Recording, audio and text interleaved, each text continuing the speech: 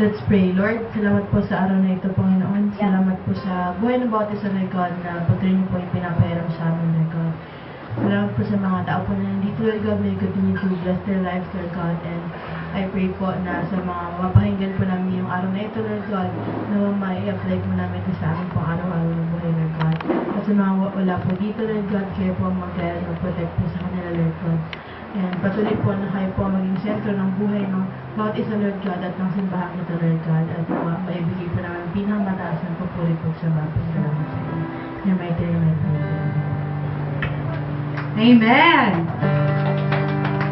Sama-sama po nating purihin ang Panginoon ngayong umaga sa ating mga awitan.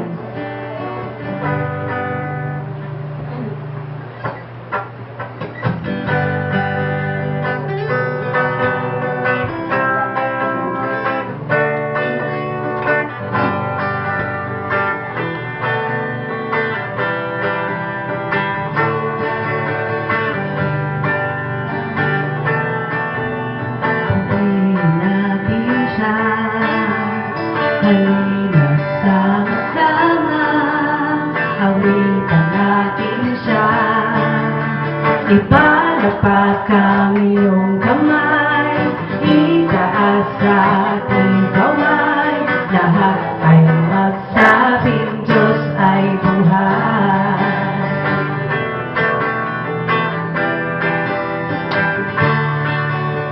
Halina sama-sama, purihin natin siya.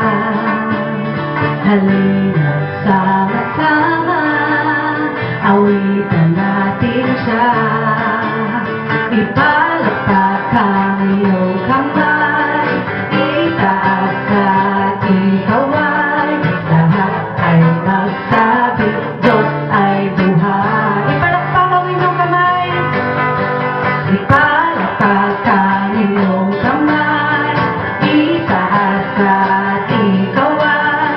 Lahat ay magsabi, Diyos ay buhay. Minsan pa, ipalakpak natin ang ating mga kamay. Malakas na palakpak. Ipalapag ang inyong kamay, itaas sa ating kaway.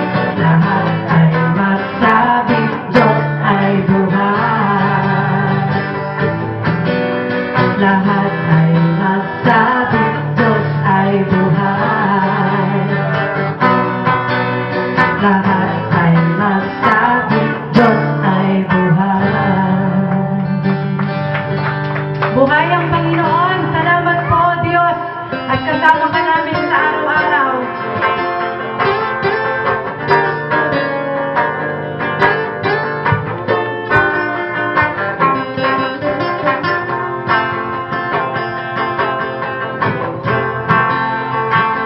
Di ako mangangamba, di ako mababalisa.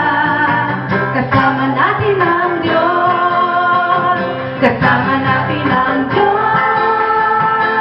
Di ako malulungkot, di ako matatakot. Kasama natin ang Diyos. Tumaan man ako sa ilog, di ako malulunod. Tumaan man ako sa apoy, di ako masusunog. Kasama natin ang Diyos.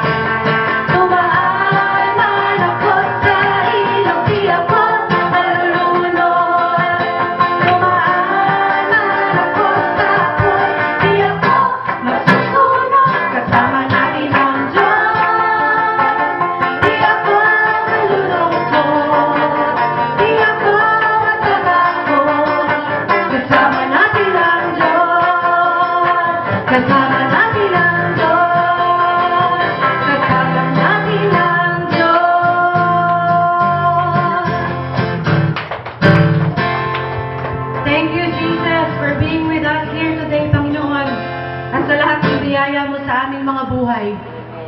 Kahit kailan, Panginoon, ay hindi ka nagkulang sa bawat isang naririto at sa iyong mga anak, O Diyos. Salamat po.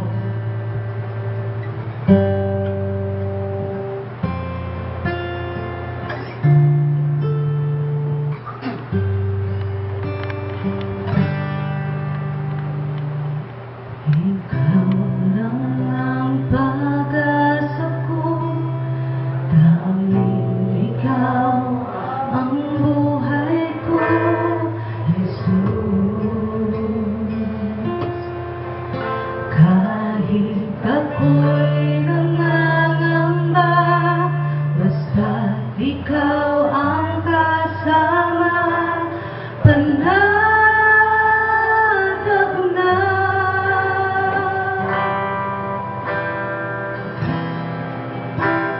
Ikaw lang ang sasambahin, paligid man ay matilim, Jesus. Kahit may suliranin man, lagi kang aawitan, ikaw lamang.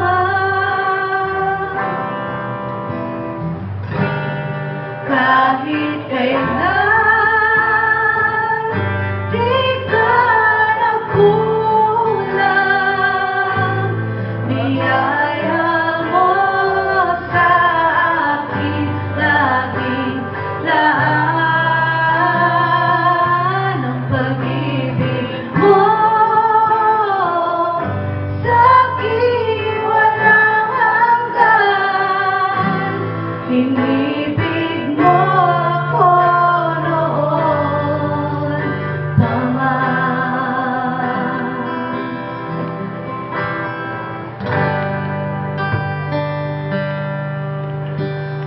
Ikaw lang ang sasambahin, paligid man ay madilim, Jesus. Kahit may suliranin man, lagi kang aawitan, ikaw lamang.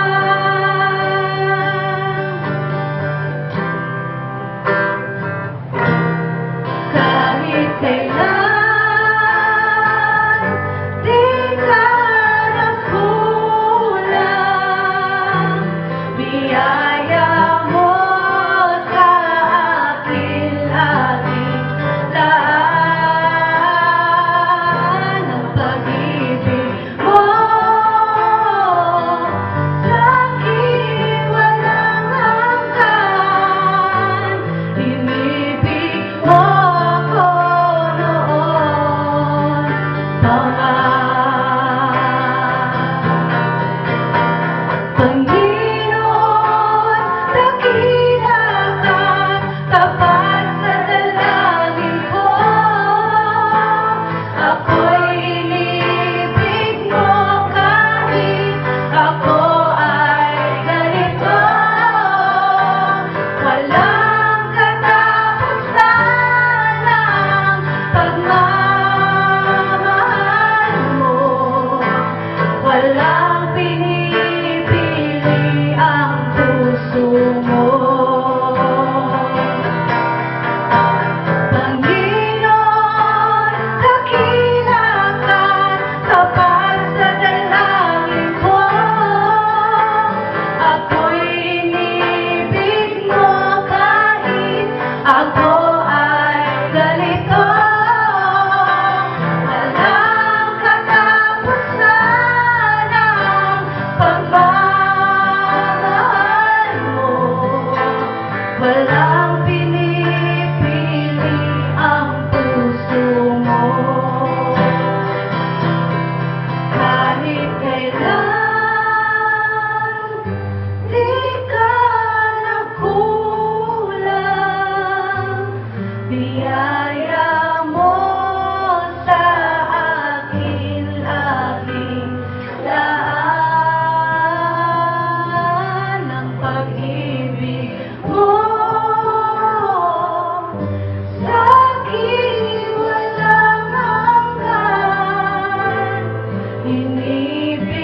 mo ako noon pa man.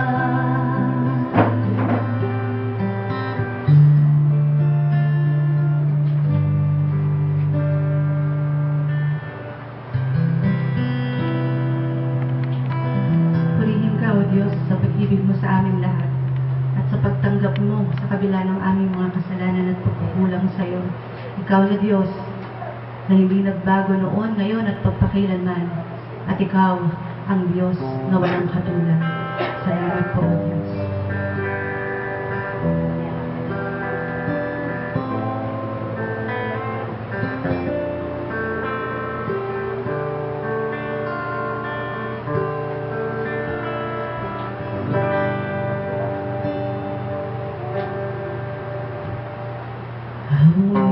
Awitin ko man lahat ng awit sa mundo, di kayang ilarawan ng kadakilaan mo. Kulang ang lahat ng tula, kulang maging mga salita upang ihayag ang kabutihan mo. Awitin ko man lahat ng awit sa mundo, di kayang ilarawan ng kadakilaan mo. Kulang ang lahat ng tula, kulang maging mga salita upang ihayag ang kabutihan mo. Wala kang katulad, wala nang papantay sa'yo. Wala kang katulad, wala nang higit sa'yo. Ikaw ang Diyos noon pa man, maging ngayon at kailanman. Sa habang panahon, wala kang katulad.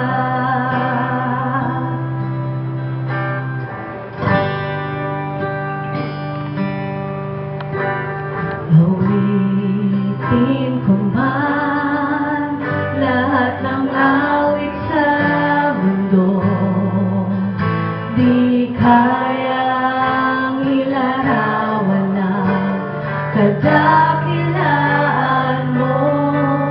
Kulang ang lahat ng tula, kulang maging mga salita upang ihayag ang kabutihan mo. Wala kang katulad, wala nang papantay sa'yo. Wala kang katulad, wala nang higit sa'yo.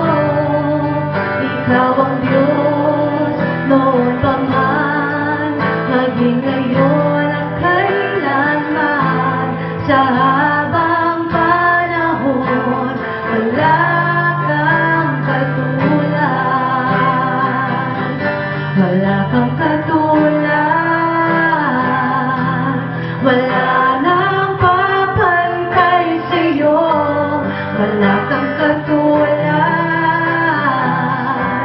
wala nang higit sa'yo. Ikaw ang Diyos noon pa man, maging ngayon at kailanman. Sa habang panahon, sa habang panahon, sa habang panahon, wala kang katulad.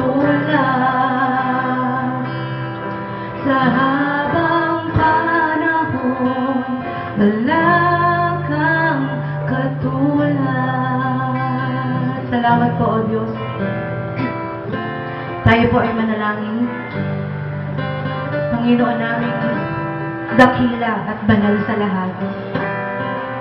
Naririto po ang inyong mga anak sa inyong harapan ngayong umagang ito, na buong pusong humihingi ng patawad sa lahat ng mga kasalanan at pagkukulang namin sa iyo. Ikaw na Diyos na kahit kailan ay hindi nagkulang, na kahit kailan ay hindi nagbago sa aming lahat. Lord, patawarin niyo po kami sa mga panahon na mas marami kaming mga ibang bagay na inuuna, sa mga panahon na nalilimutan ka namin, sa panahon na nagkukulang ang oras namin sa iyo. Hindi po kami karapat-dapat na tumayo sa harapan mo ngayon at kulang, Lord, ang lahat ng mga tugtugan, ang lahat ng mga talento, ang lahat ng mga awitan, ang lahat ng mga panalangin at mga salita na lalabas sa aming mga puso at isipan at bibig ngayong umagang ito upang papurihan ka sa kabutihan mo sa aming mga buhay. Wala kami sa mundong ito hindi dahil sa iyo, Panginoon. Ikaw na unang nagmahal sa aming lahat, sa kabila ng aming pagiging makasalanan. Ikaw, natunay naming kaibigan, natunay naming santigan na hindi nawala sa aming mga tabi, sa anumang sitwasyon na meron kami sa buhay namin. Dahil sa iyo, Panginoon, walang pangamba. Dahil sa iyo may pag-asa na mayroong bukas, magandang bukas na nag-iintay sa aming lahat sapagkat ang mga plano mo ay higit na mas malaki at dakila sa mga plano namin sa buhay na ito. Ngayong umaga, tingnan niyo po ang puso at isipan ng inyong mga anak na sumasamba at nagpupuri sa iyo. Ikaw, Panginoon, ang patuloy na humawak sa amin, ang patuloy na kumilos sa aming mga buhay. Gamitin niyo po kami upang makita ng mga tao sa labas ng sambahang ito na ang aming buhay ay may kapayapaan, may kaligayahan at may pag-ibig dahil sa pag-ibig, kapayapaan at buhay na pinapahiram niyo sa amin. Tulungan niyo kami maging mapagpatawad sa mga taong nakapaligid sa amin, Lord God. Bigyan niyo kami ng pusong marunong magmahal, kagaya kung paano niyo kami minamahal bilang mga anak ninyo. Salamat, Lord God, sapagkat kayo ay nag-iisang Diyos na buhay at kayo ay walang katulad sa aming mga buhay. Pinupuri ka namin at tinataas namin ang iyong pangalan ngayong umaga ito. Thank you, Jesus. Wala kang katulad, wala nang papantay sa'yo, wala kang katulad, wala nang hihigit sa'yo. Ikaw ang Diyos noon pa man, maging ngayon at kailanman, sa habang panahon, wala kang katulad. Amen and amen. Salamat po, Panginoon. Pinupuri ka namin. Thank you, Jesus.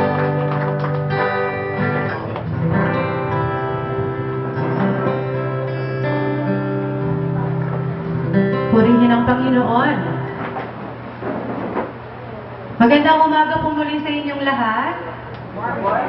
Naramdaman niyo po ba ang presensya ng Lord ngayong umaga?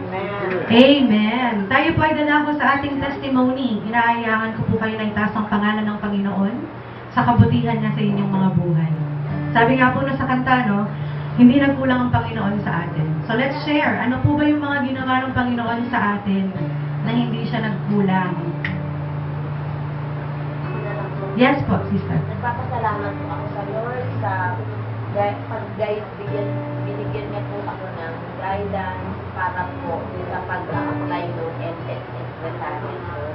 At sa wakas po, ano yung approval na lang po ng bank, yung medical sa bank, salamat po kami. Amen. Purihin ang Panginoon. Napakabuti ng Diyos.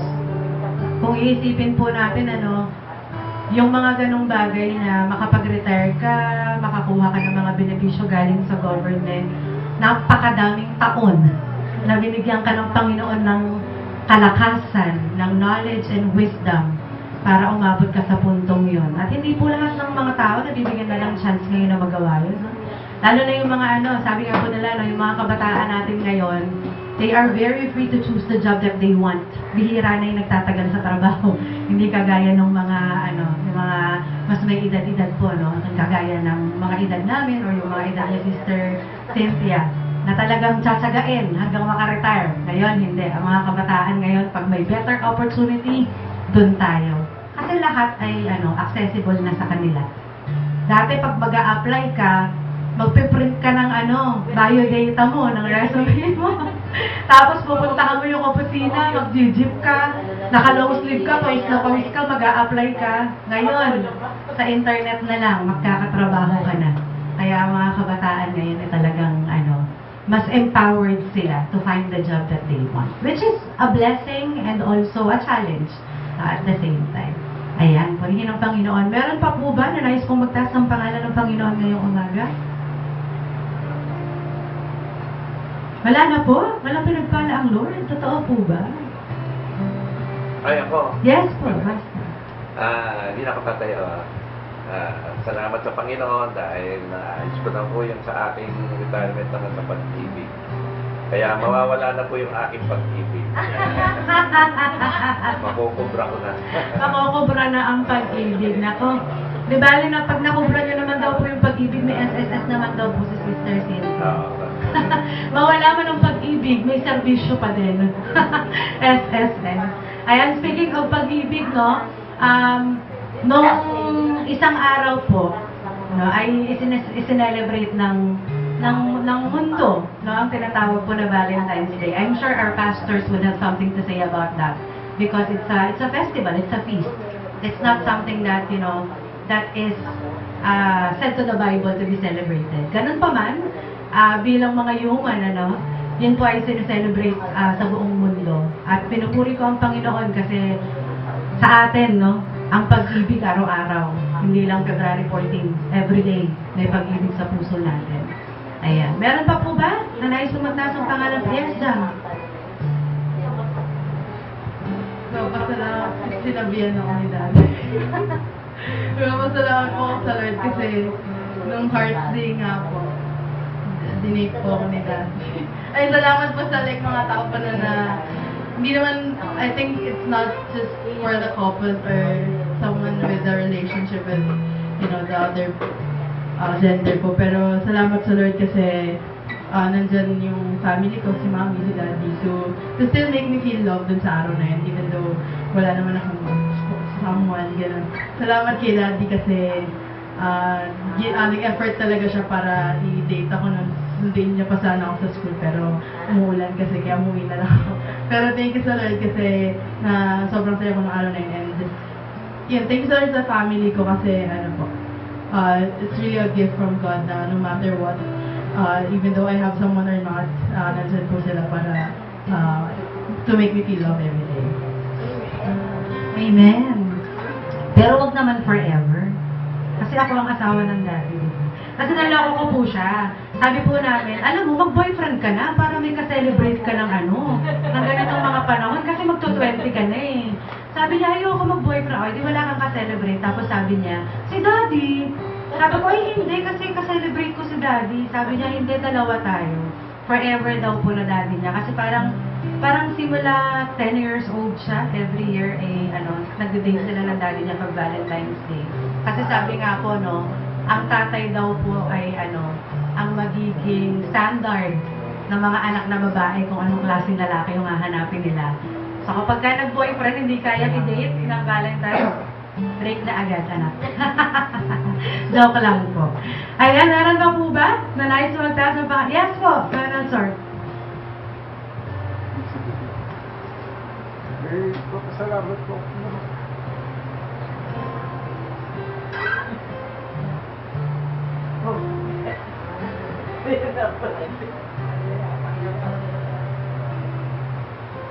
So, pasalamat po ako dahil gumaling na si Matthew. Tsaka, mayroon kami palang grasya sa 15th artista, ako.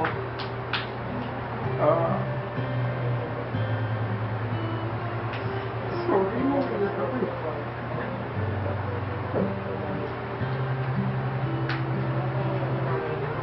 Dalawang sakit ni Matthew. Gumaling na siya ngayon.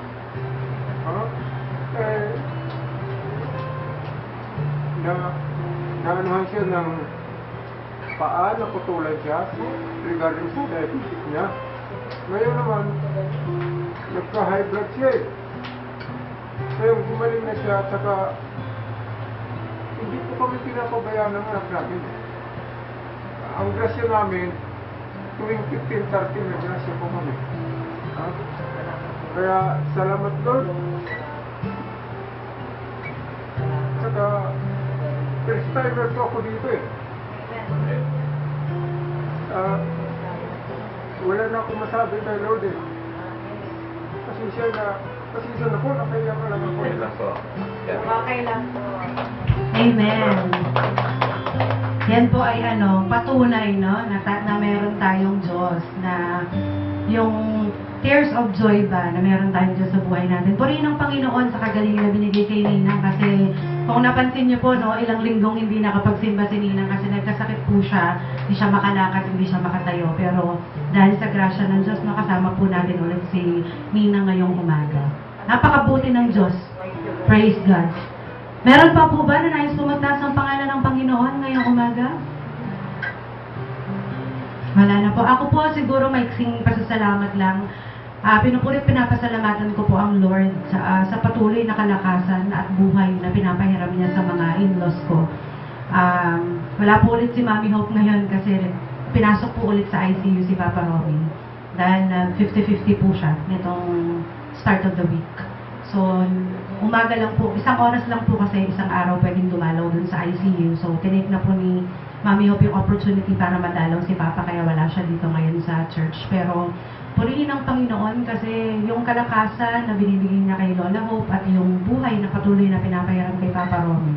Kahit po mahirap, kasi ako po ay may bahay din. At pag tinitignan ko po yung biyanan ko, lagi ko sinasabi sa asawa ko, parang kung pwede lang ako na lang yung iiyak para sa kanya.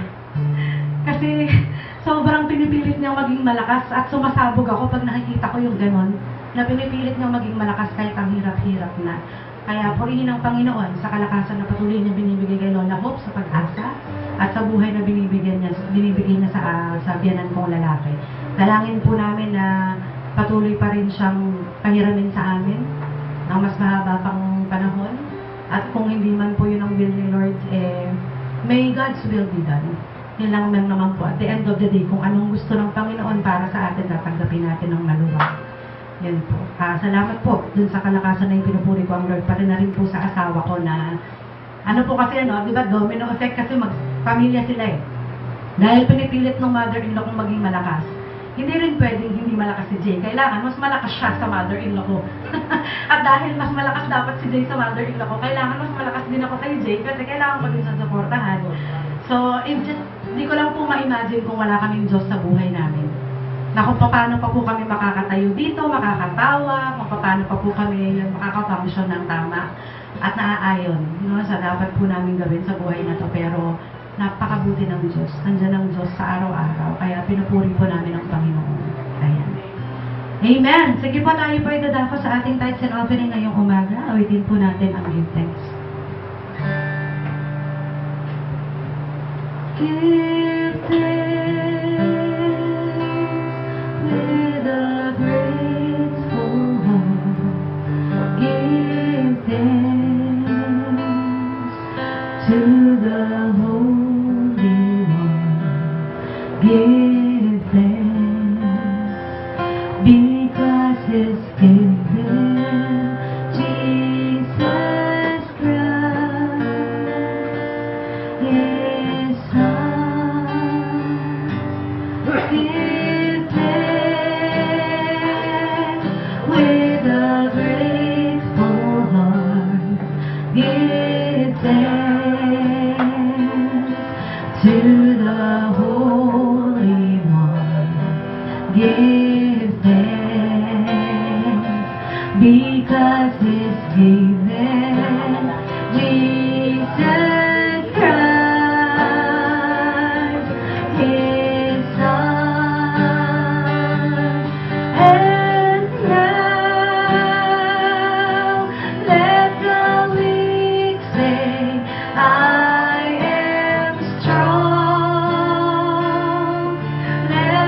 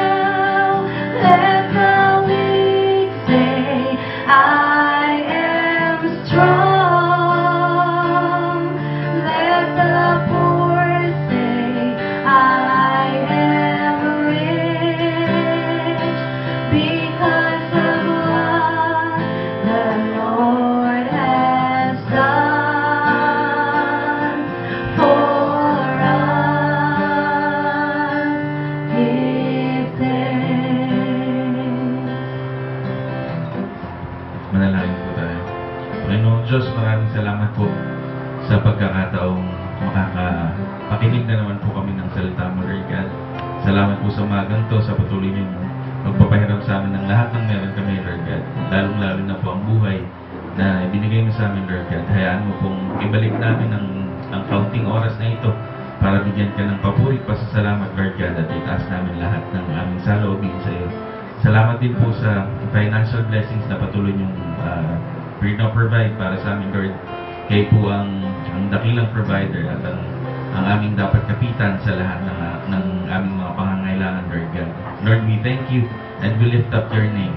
Sabi mo nga po sa Malakay 3:10, bring ye all the tithes into the storehouse so that there may be food in my house.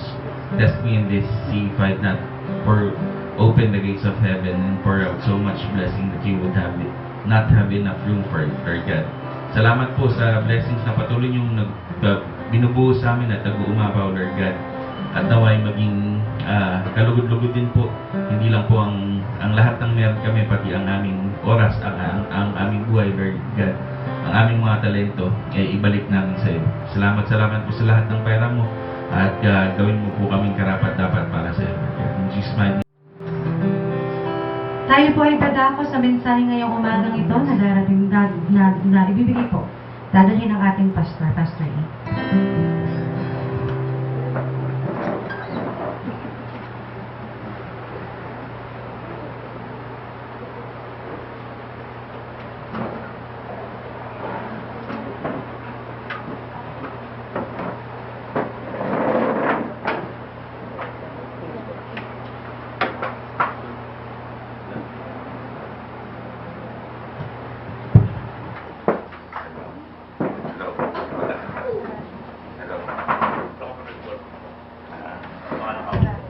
Hello.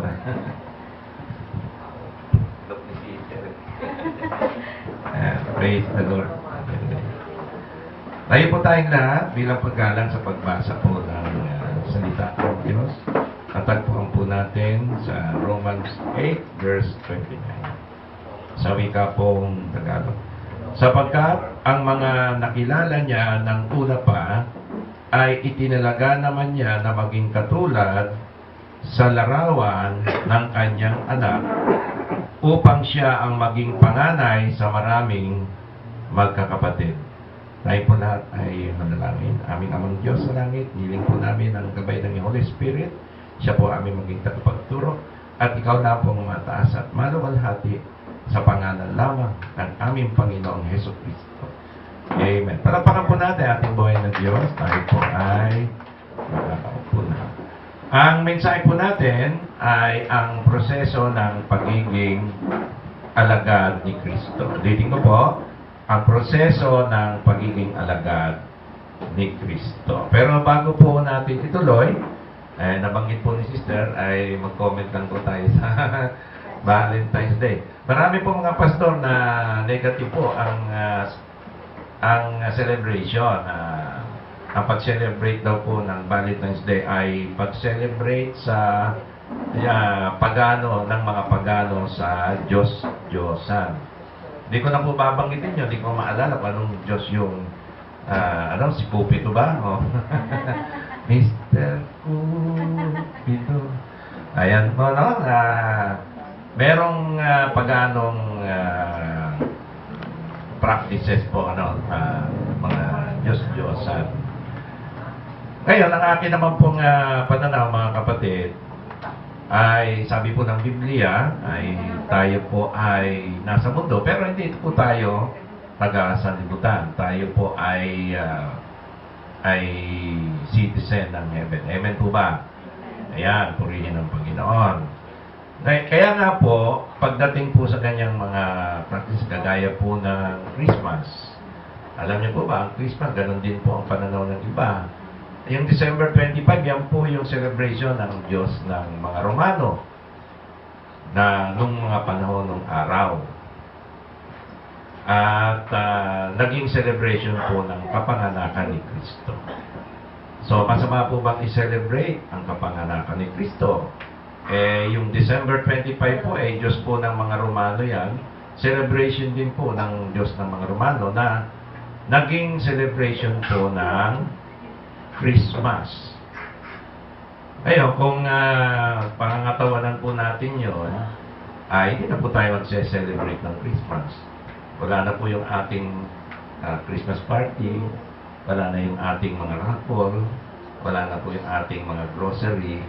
Huwag na tayong mabuhay pag Christmas, di ba? Magiging ordinaryo na lang po yung ano. So, masama po ba mag-celebrate dahil nga ay Diyos ng mga pagano po yung sineselebrate? So, tayo po ay mga tagalangit. Amen po ba? Kaya nga po application po natin, pagdating po halimbawa po ng Christmas, ay wala po tayong pakialam doon sa Diyos ng mga pagano dahil hindi naman po natin yun ang sineselebrate. Although na-tiyempo po na talagang pinalitan po ng mga Kristiyanong araw yung celebration na yun para mawala na po yung celebration ng mga pagano nung araw ay na-convert po nung panahon ni Constantine ng Kristyanismo ang Romano. Kaya po ginawa nilang celebration ng kapanganakan ni Kristo. Pinapalitan po natin ng tamang celebration yung mali. Hindi po natin sinusumpa yung petsa. Kagaya po ng February 14, celebration po ng Diyos ng mga Romano na naman. So ano pong ginagawa natin mga Kristiyano? Pinapalitan po natin ang celebration ng makadiyos na celebration. Ano po yung makadiyos na celebration? Yung pong araw ng mga puso. So hindi po natin tinatawag talaga na Valentine's. No? Iwasan na lang po natin bumati ng Happy Valentine's. Ito po yung araw ng mga puso, araw ng pagmamahal, araw ng pag-ibig. So hindi po masama magmahal. Amen po ba? Ano po ang masama? Yung hindi magmahal. Sa utos ng Diyos po yan. Love God and love one another. Kaya nga po yung araw ng mga puso ay Hearts Day po yan. O Love Day. Hearts Day. Hindi na po Valentine's Day. Sa ating mga mananampalataya. At sineselebrate po natin yan. Parang inaalala po natin yung pagmamahal natin sa ating pamilya, sa ating asawa. Tama po, si Sister Jam, no? Hindi lang po yan sa mag-asawa, kundi pamilya po yan. Kaya nga po sa amin, yung anak ko naman pong binata, ay nag-aaral pa, wala pong girlfriend, ay ayaw pong mag-girlfriend. Iniisip ko kung medyo baka pumitik tong anak ko, eh hindi naman po, lalaki naman po yan. Eh, maayos naman po. Kaya lang, meron siyang timetable. Ayaw niya pong sa iyo, boyfriend, ano, sa akin. Ayaw pa mag-girlfriend. Kaya nag-celebrate po kami as family. Kaya, ang kadate ko po, yung aking may bahay at yung aking anak. At yun naman po yung gustong-gusto ng aking anak. Eh, mag-celebrate kami sa magitan ng pagkain sa labas. Kaya ano ba tayo? Greenwich sa SM San Jose del Monte City. Doon na po kasi kami natira. Although ginabi po kami dahil may trabaho ako. 5 po yung out ko. Biyahe pa kami, traffic. Nakarating po kami sa SM San Jose 8 p.m. Umorder pa, naghintay pa. Dami pong nagse-celebrate, family po ang celebration po. No? Purihin ang Panginoon. Palakpakan po natin ang ating buhay na Diyos. So, yun po yung ating pananaw patungkol po sa mga ganyan po. No? So, okay lang po yung bumili ng flowers at ibigay po sa mahal natin.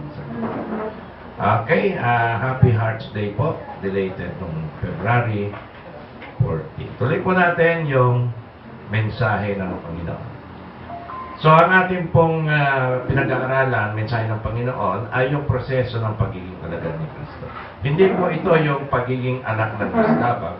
Ang tinutukoy po natin, kundi ang tinutukoy po natin ay yung pagiging katulad ng anak ng Diyos na ating Panginoong Yeshua.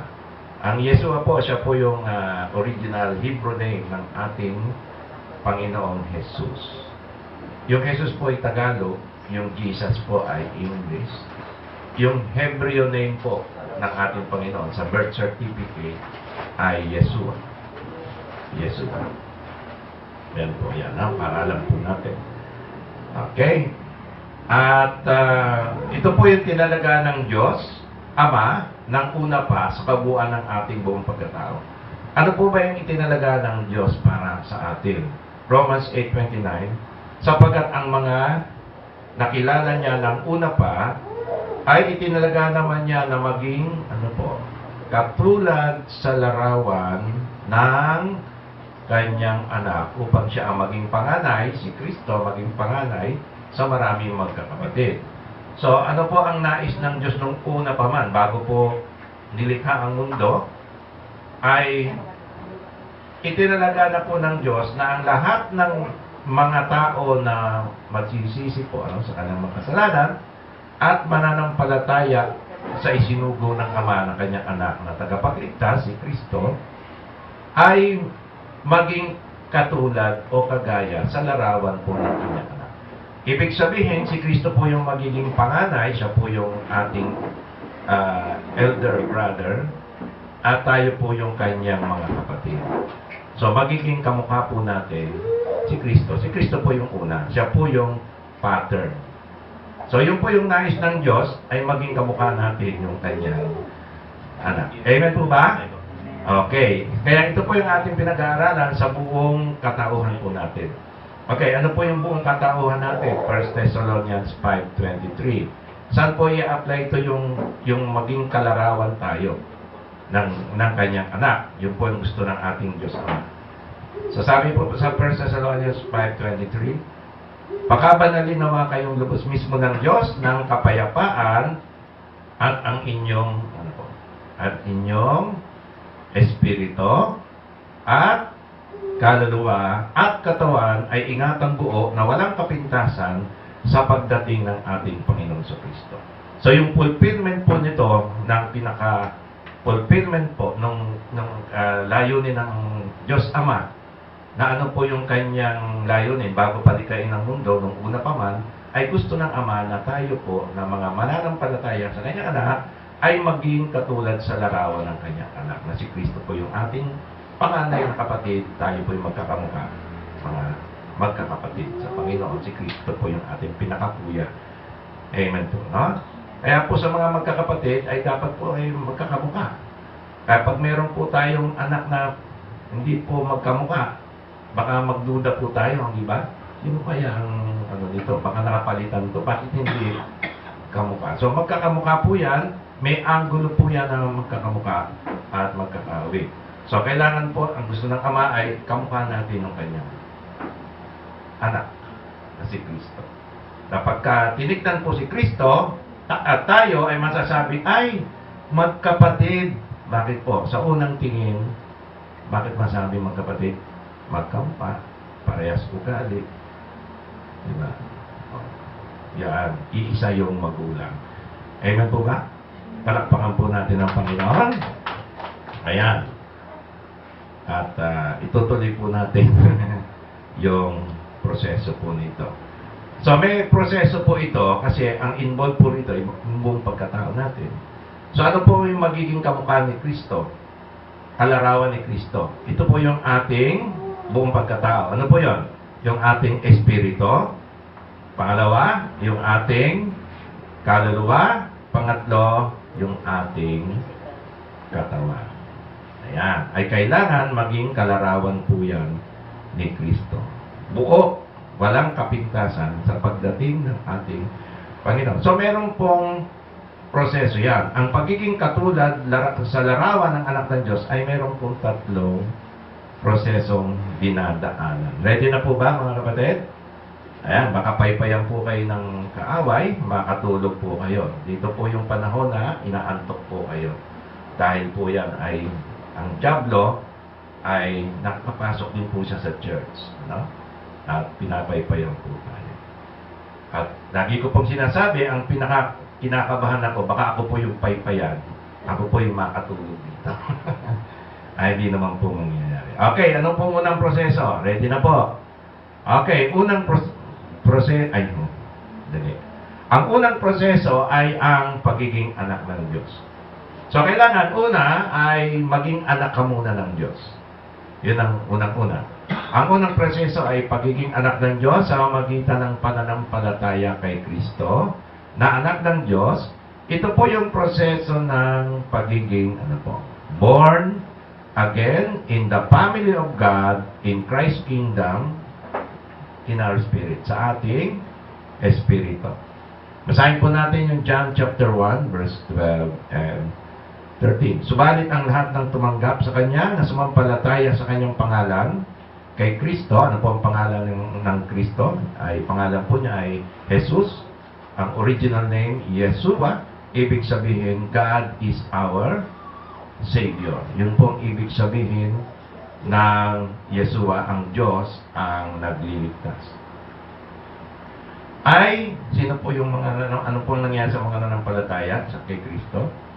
Ay pinagkalooban sila ni Kristo ng karapatan na maging mga anak ng Diyos. So, paano po tayo naging mga anak ng Diyos? Sabi po sa verse 13, na ipinanganak hindi sa dugo o sa kalooban ng laman o sa kalooban ng tao, kundi tayo po ay na-born again, pinanganak muli sa magitan ng Diyos mismo. So, ang Diyos mismo ang nagsilang sa iyo. Saan ka po niya isinilang? Saan po tayo isinilang ng Diyos? Ano po yung bahagi na na-born again sa atin?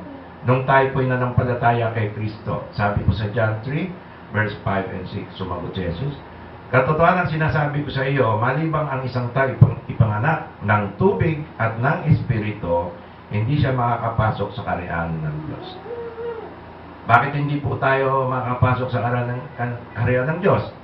Hanggat hindi po tayo pinapanganak. Yun lang pong pinanganak sa kaharian ng Diyos ang makakapasok sa kaharian ng Diyos. Yan. Paano po tayo papanganak? Sa magitan ng tubig at ng Espiritu. Ano po yun? Ano po yung tubig at ng Espiritu? Okay, sabi sa verse 6, ang ipinanak ng laman ay laman, yun po yung sa tubig. At ang pinanganak ng Espiritu ay Espiritu. Ayan. Tama po ba yung may tubig po ba? Yun ang una, no? Hindi coincidence yun, no? Na nung pinanganak tayo sa laman, ay yun po muna yung puputok yata, ano? Ayun pa, tubigan. Patbigan. Okay, tubig. At ang pinanganak ng Espiritu ay Espiritu. Ano po yung pinanganak ng Espiritu, ng Holy Spirit? Yung Espiritu natin. So, yung ating Espiritu na patay dahil sa kasalanan at may kamatayang walang hanggan, ay na-born again po yan. Pinanganak yung ating Espiritu. Saan po tayo pinanganak? Sa kaharian ng Diyos. Sino po nagpaanak sa atin? Ang Diyos mismo through the Holy Spirit. At tayo po ay naging mga anak ng Diyos sa ating Espiritu. Okay. Gano'ng katagal po yan? 9 months? Gano'ng katagal po ang tao na pinanganak? Okay. Hindi po yan kagaya ng laman na 9 months pagbubuntis. Ang sa Espiritu po ay sa oras na tayo po ay nanampalataya kay Kristo. Instant po yan, na-realize mo na ikaw ay makasalanan at nakita mo si Kristo lang ang tagapagligtas mo. Siya lang ang maaring magligtas sa iyo sa kamatayan sa impyerno. Siya po ang namatay para sa iyong mga kasalanan. Nagbayad ng iyong kasalanan na ang kabayaran po ay kamatayan at nabuhay siyang muli sa ikatlong araw upang ikaw ay bigyan ng katiyakan na ikaw ay napatawad na at ikaw ay merong buhay na walang hanggan. Sapagkat kung si Kristo ay hindi nabuhay muli, ay hindi siya totoo. Peke siya, na-scam po tayo. Pero ang Panginoon ay nabuhay muli. Sabi po sa Galatians 3:26, sapagkat kayong lahat ay mga anak ng Diyos sa magitan ng pananampalataya kanino? Kay Kristo Jesus. Kaya hindi po manampalataya sa ating Panginoong Hesukristo na siya po ang anak ng Diyos, ang tumubo sa ating mga kasalanan at nabuhay muli. Pagkatapos po niyang mamatay at ilibing dahil sa ating mga kasalanan at nabuhay siya muli, ang hindi po sumampalataya ay hindi po magiging anak ng Diyos. Hindi po sila maboborn again. At lahat po ng nanampalataya sa oras na yon, instant po yan, ay mga anak na ng Diyos. So, kailan po tayo magiging anak ng Diyos? Pag namatay po tayo, Doon lang po ba natin malalaman? Ay, hindi ka anak ng Diyos. Ay, anak ka ng Diyos. Kailan po natin malaman niya? Pag namatay po ba tayo, tumarap sa langit? Hindi po. Sapagkat sabi po ng Biblia, tayo po ay mga anak na ng Diyos. Saan po, ano po yung bagay na naging anak tayo ng Diyos? Ano po ang bagay natin? Yung ating Espiritu. Galatians 4, verse 6-7. At sapagkat kayo yung mga anak, isinugo ng Diyos ang Espiritu ng kanyang anak sa ating mga puso na sumisigaw, Aba, Ama. So ano po yung katibayan na tayo po yung mga anak ng Diyos? Para naman masabi natin na talagang anak ako ng Diyos. Ako'y pinanganak na muli. Kayo po ay binigyan ng Diyos ng kanyang Espiritu. Isinugo ng Diyos ang kanyang Espiritu, Espiritu po ng kanyang anak, ang Holy Spirit sa ating mga puso. Kaya alam po natin, anak ako ng Diyos. Kaya pag nagsabi ako sa Ama na, Aba, Ama, ibig sabihin ng Aba, Ama ay hindi po yung tatay-tatayan, kundi tatay mo talaga. Ama mo siya talaga. Kung paano po ang tayo tumatawag sa ating tatay na Ama. Diba? Si Wisdom. Yan. Yung anak ko, tinatawag ko na Ama. Siya naman. Ama. Ayun po yung ama niyan, ibig sabihin. Tatay mo talaga. Kaya hindi ka na alipin, kundi anak. So, hindi ka na makasalanan. Ikaw ay anak na ng Diyos. At kung anak ay, ito maganda. Tagapagmana ka ng karya ng Diyos. Amen po ba? Ay, huwag niyong kalilimutan. Anak ka na ng Diyos, tagapagmana. Maring wala kang mamanahin dito sa lupa, puro utang. Pero, meron kang mamanahin sa karya ng Diyos. Bakit ka may mamanahin doon? Dahil ikaw ay anak. Natural lang po yun. Ang ama ay mamanahan po niya.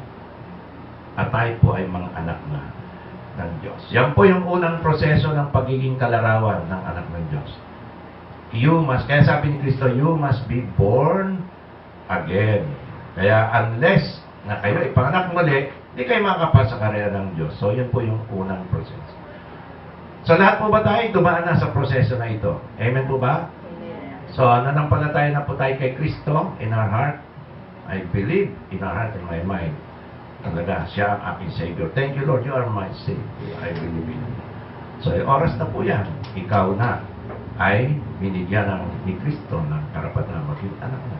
And you are born again in your spirit. Kaya in our spirit, we are children, sons and daughters of God now. Ngayon na. Okay? So, tandaan nyo, hindi ka na alipin, kundi anak. At ang anak ay takapagmana. You have the Spirit of God. Palakpakan po natin ang Panginoon. Amen. Pero hindi po natapos ang proseso ng pagiging kalarawan. Ang natapos lang po yung ating spirit. Okay na po yun. Diba? Yung langit, mamanahin na po natin yun. Sabi nga, anytime na tayo po ay pumanaw dito sa lupa, wala pong problema. Dahil yung mana natin, naghihintay na po sa langit. Ayan. Kaya lang, bakit ayaw pa po natin? Okay na po yung ating espiritu. Kasi meron pa po kailangan gawin. Yung ikalawang proseso. Ito po yung proseso ng pagiging disipulo ni Kristo upang maging katulad ng Panginoong Yeshua. Alin naman po? Yung ating kaluluwa. Okay? Yung ating kaluluwa sa pang-araw-araw na pamumuhay dito sa lupa. So, kailangan ikaw ay maging alagad ni Kristo. Okay, ang pagiging alagad ni Kristo ay misconception po. Akala po ng marami, ito yung pagiging anak ng Diyos. Hindi po. Ang pagiging alagad ni Kristo ay tumutukoy po yan sa pagsasanay ng ating kaluluwa para maging katulad sa larawan ni Kristo. Wala na pong problema yung spirit. Ang Diyos po ang gagawa nun, kailangan lang po nating manalig kay Kristo. Kailangan lang tubusin tayo ni Kristo. So, ikalawa ay yung pong ating kaluluwa. Ang problema, na-born again ka, pero yung ugali mo, nandun pa rin yung ugali mo ng mundo.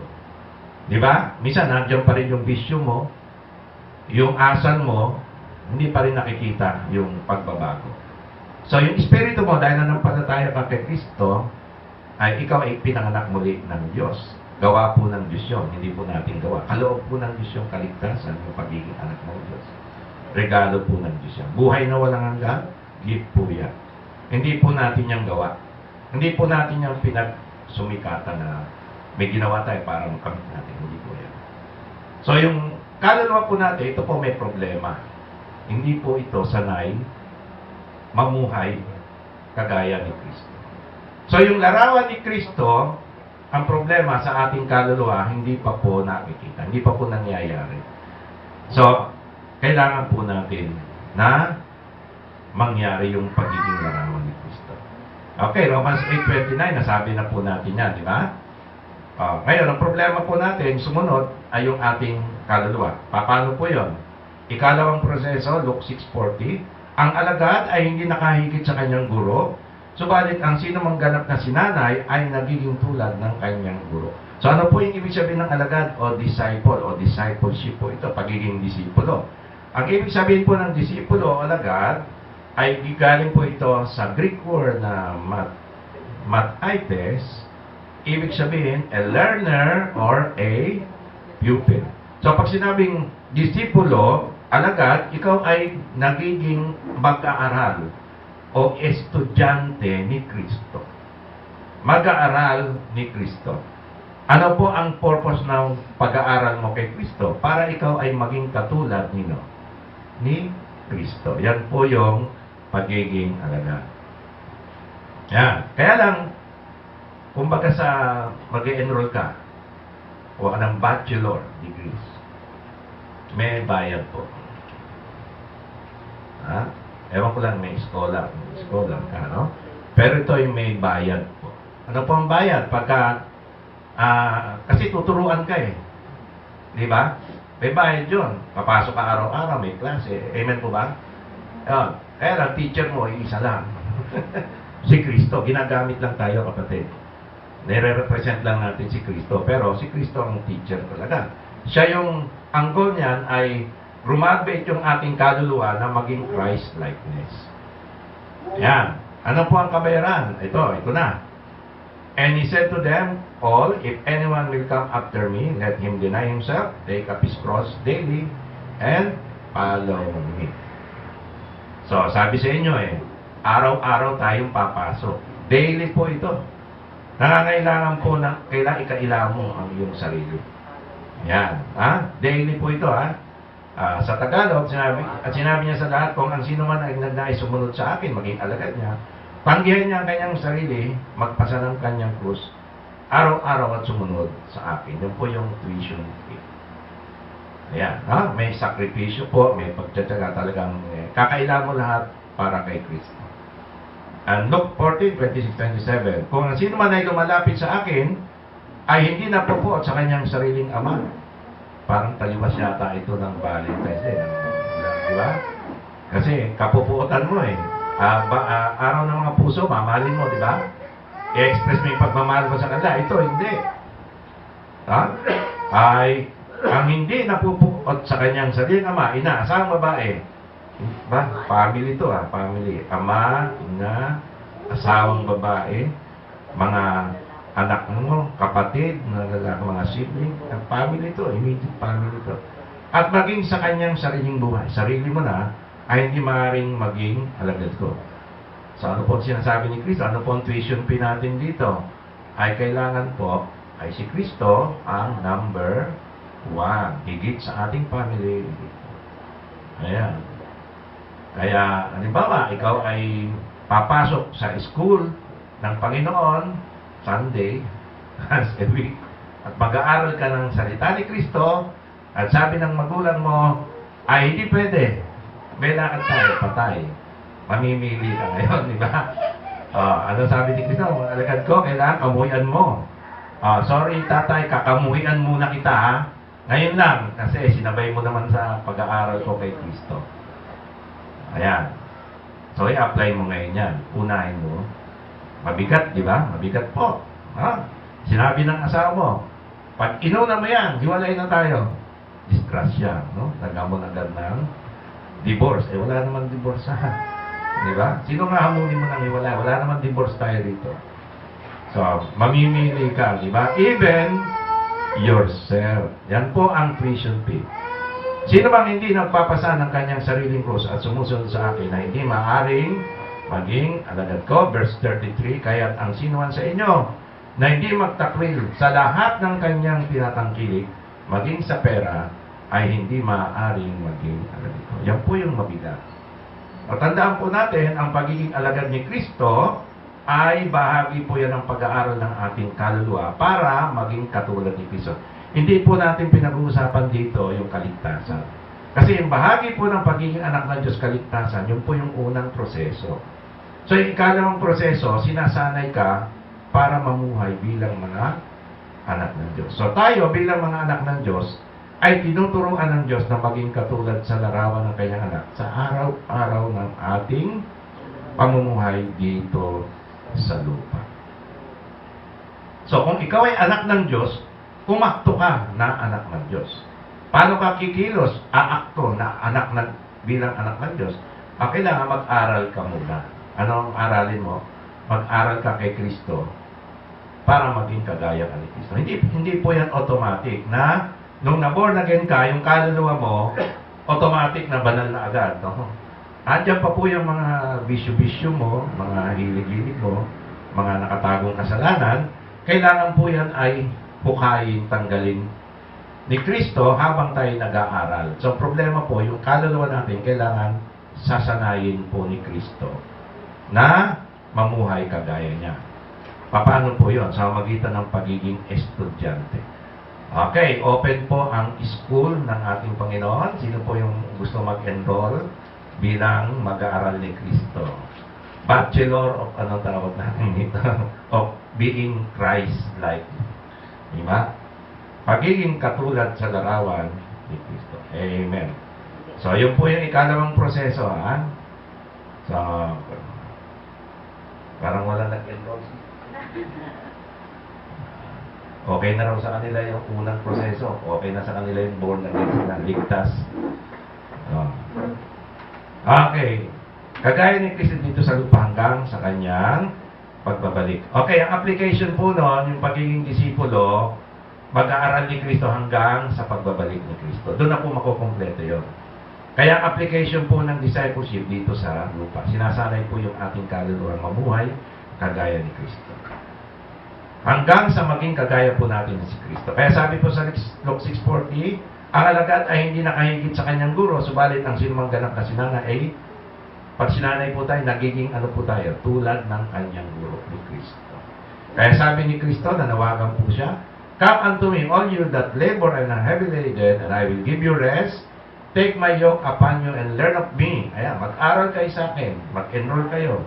For I am meek and lowly in heart, and you shall find rest in your spirit, hindi po, in your soul. For my yoke is easy, and my burden is light. Mahal na lang po ang tuition fee, pero pag nag-aral na po tayo, madali na po yan. Hindi po mahirap. Ha? Tutulungan po tayo ng ating Panginoon. Yun din po yung Matthew 11:28-30 ay sa Tagalog naman po yun. Yung verse 29, ayan po yun. Matuto kayo sa akin at bigyan ko kayo ng kapahingahan para sa inyong mga kaluluwa. So, sa ating kaluluwa naman po ito. Ang application dito sa lupa, pamumuhay dito sa lupa hanggang sa pagbabalik ni Kristo. Ayan po yan, ha? Ayan, hindi na po tayo mag-aaral doon sa karya ng Diyos sa kabilang buhay, pagdating ni Kristo. Hanggang dito lang po yan sa lupa. Samantalahin po natin. Ang huling proseso po ay yung proseso ng pagiging katulad sa larawan ng anak ng Diyos sa pagkakaroon ng maluwalhating katawan, kagaya ng katawan ni Kristo na siya ay mabuhay muli sa ikatawang araw. So, problema naman po yung ating physical body. So, huwag po natin kalimutan, ang katawang ito papalitan po ni Kristo ng bagong katawan at ito po yung glorified body. Alam niyo po ba magiging itsura ng ating katawan pagbalik ni Kristo? Pagbalik po ni Kristo yan, ha? Alam niyo po magiging itsura ay bata at magaganda. Wow. Ayan, ha? Ayan. So, yun na po yung magiging itsura. In other words, ito po ay glorified body, maluwalhating katawan. Bigyan ko lang po kayong description. Anong itsura ng katawan, anong klaseng katawan? Ito po yung katawang walang, doktoran niyo po, ito yung katawang walang,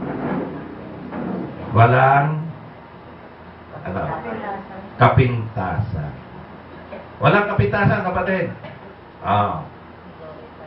Glorified body. Walang taba. Ito, mawala ito.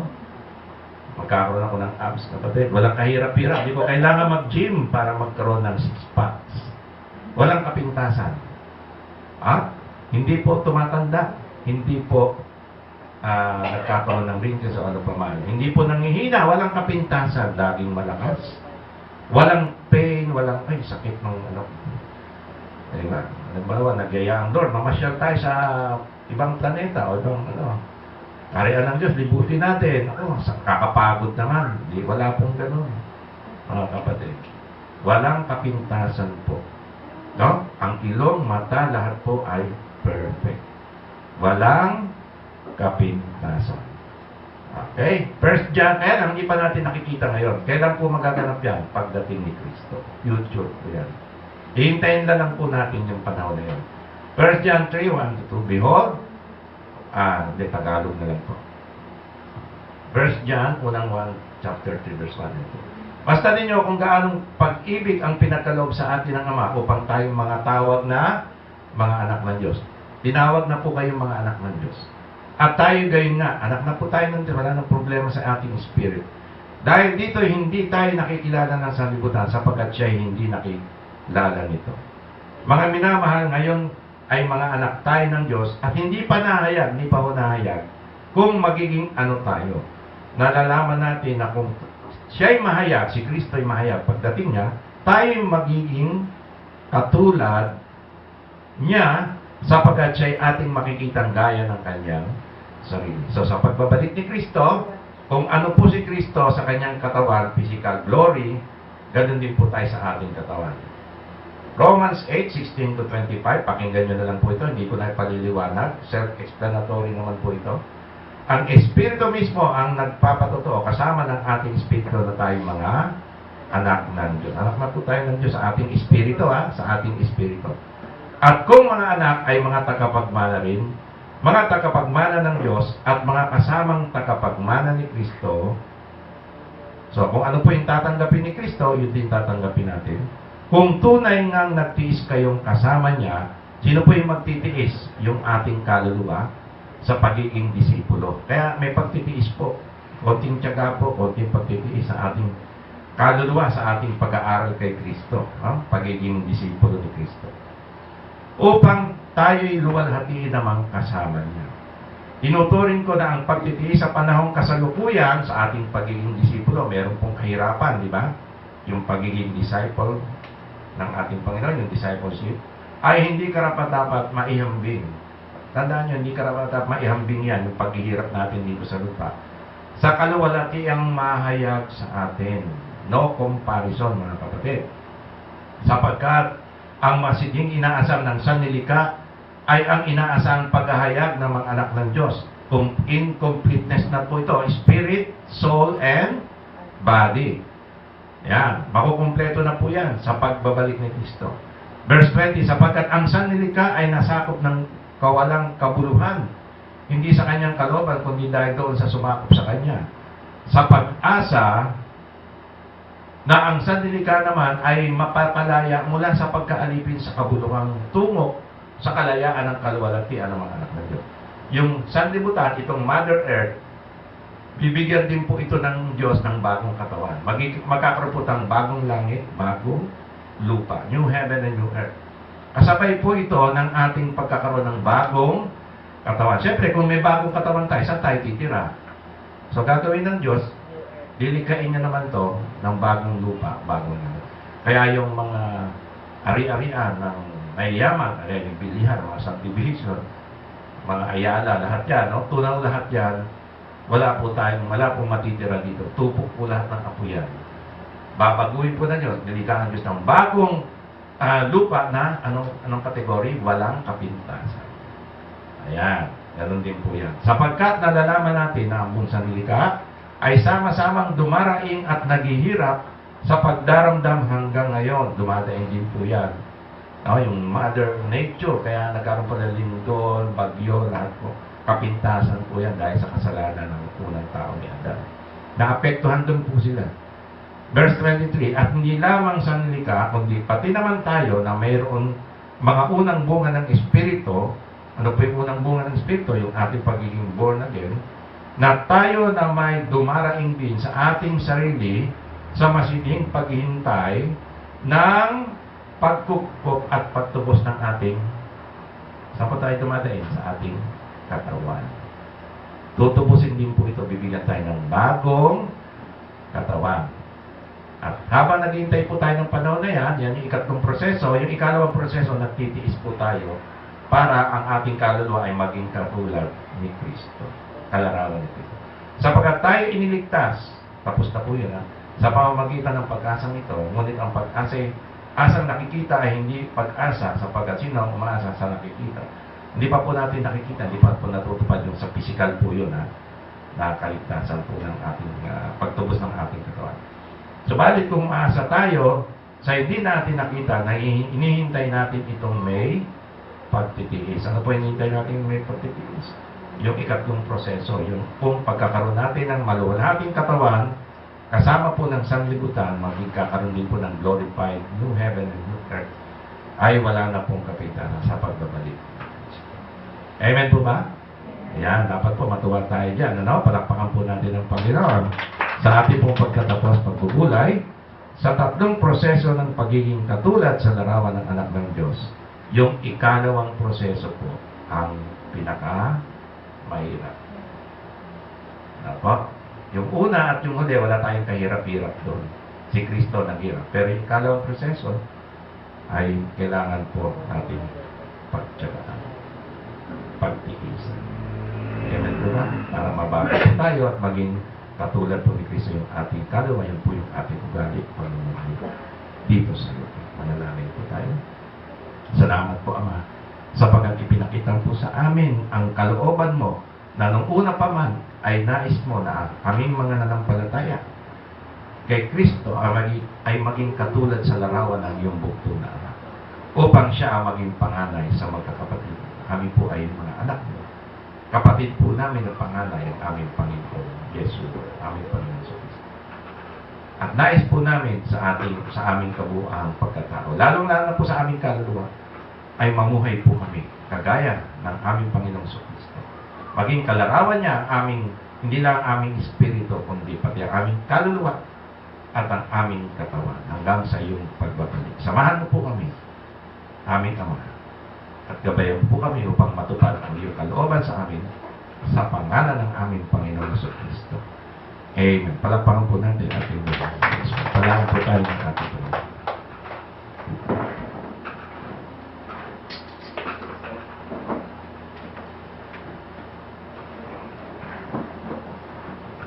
Hinahanyayahan ko po ang lahat na tumayo. Hawitin po natin ang doxology.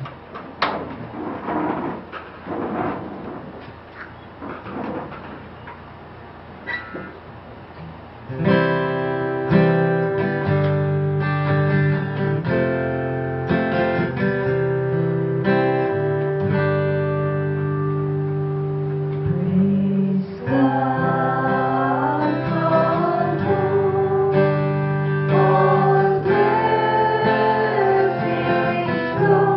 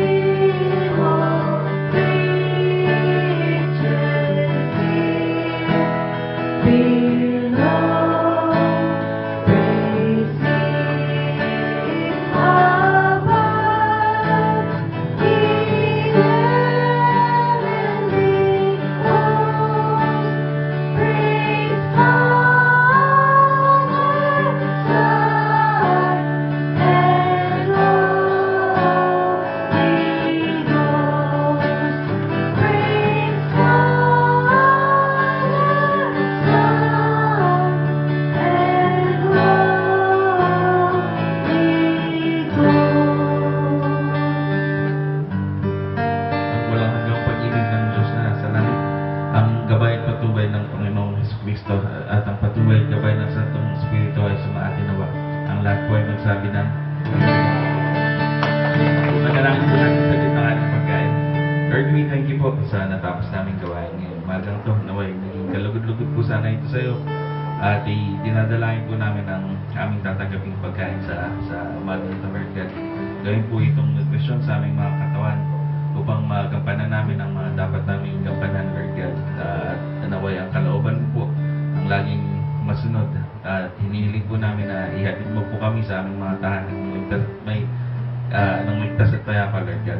Itinataas at pinabalik po namin lahat sa iyo ng papurit, pasasalamat sa dakilang pangalan mo, Lord God. In Jesus' mighty name we pray. Amen.